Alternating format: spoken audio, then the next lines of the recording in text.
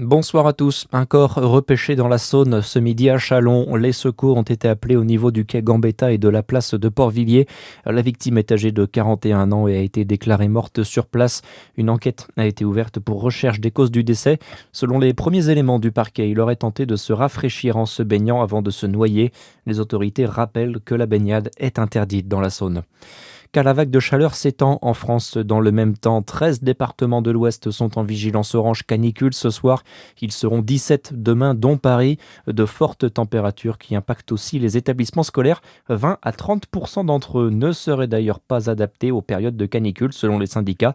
Des bâtiments vétustes ou mal isolés qui rendent le travail difficile, selon la secrétaire générale du SNS-FSU, Sophie Vénétité. Être dans une salle de cours avec 35 élèves, un professeur, quand il fait 29 ou 30 degrés, ça devient extrêmement difficile de se concentrer et donc ça devient très difficile de pouvoir travailler, ne serait-ce que pendant 1 heure. Donc on voit bien, nos élèves sont moins attentifs, c'est plus difficile de se concentrer et pour des collègues, comme pour les élèves, enchaîner plusieurs heures de cours dans ces conditions, c'est très difficile.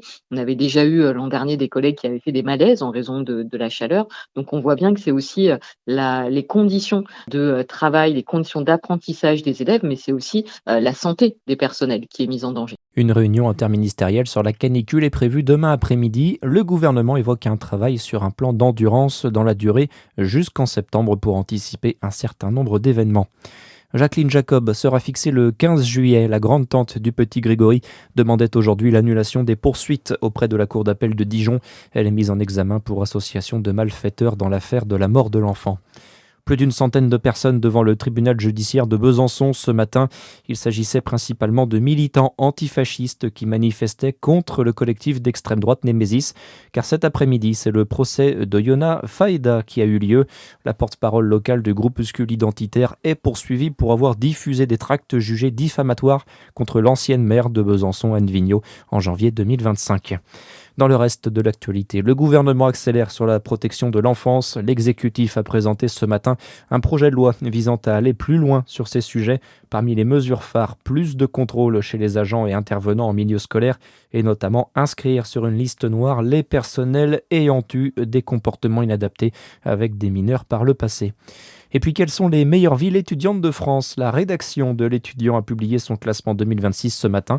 Elle classe les 50 villes françaises de plus de 7500 étudiants. Dijon arrive en 8e position, juste devant Besançon, 12e. Le classement se base sur l'attractivité, la formation, la vie étudiante, le cadre de vie et le dynamisme économique. Toulouse, Rennes et Montpellier occupent les 3 premières places. Très bonne soirée sur Fréquence Plus. À suivre, c'est votre météo.